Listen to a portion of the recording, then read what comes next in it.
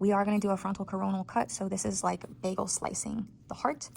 Oops, a little bit of food coloring got around the heart, as you can see, but we're going to open it up anyways. It's not going to matter. For this, you are going to start at the apex of the heart, and you're going to stick your scalpel all the way in so that the entire blade is in that cardiac muscle, and then you'll pick a side, whichever direction you're putting your scalpel in.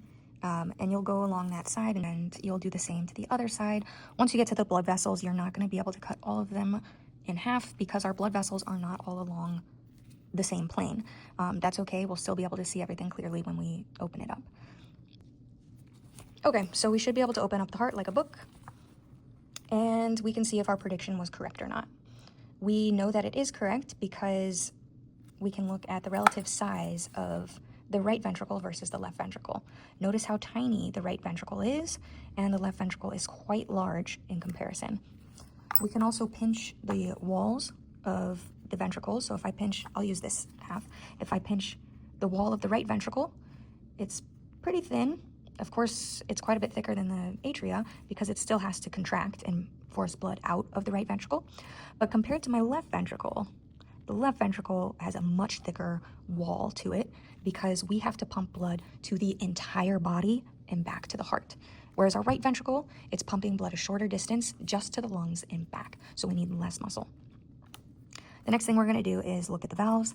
And when we're looking for the valves, we're looking for a shiny, glossy structure where we have oxygenated blood flowing from left atria to left ventricle. This would be the bicuspid, also known as the mitral valve. So I've got my probe kind of underneath that valve.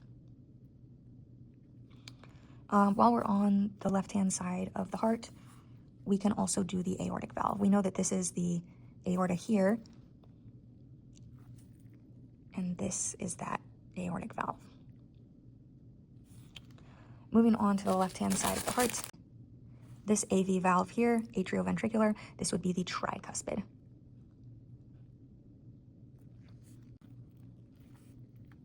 So this valve, right where my thumb is here, that is the pulmonic valve. So right here, which is going to send blood through those pulmonary arteries. The next thing that we're going to do is look at the heartstrings, also known as, or more correctly known as, the chordae tendineae. So when people have poems near Valentine's Day and they're talking about the heartstrings, those are real structures in the heart. They're the chordae tendineae. They're very, very strong, and for good reason. If I put a probe underneath just one of these chordae tendineae, I can lift the entire half of the heart. So they're very, very strong, and this structure is helpful for its function to keep the valves in position so we only ever have unidirectional blood flow. So blood only ever flowing from atria to ventricle. We never want backsplash of blood from ventricle back into the atria. So if you imagine the valves in this V structure, when they open and close, they only ever open and close like this. You never want them to invert. So those chordae tendineae are keeping them in position. The chordae tendineae attach to the cardiac muscle, specifically at the papillary muscles. On this side, we can see the papillary muscles very clearly. This bulging structure here are the papillary muscles. That concludes the sheep heart dissection.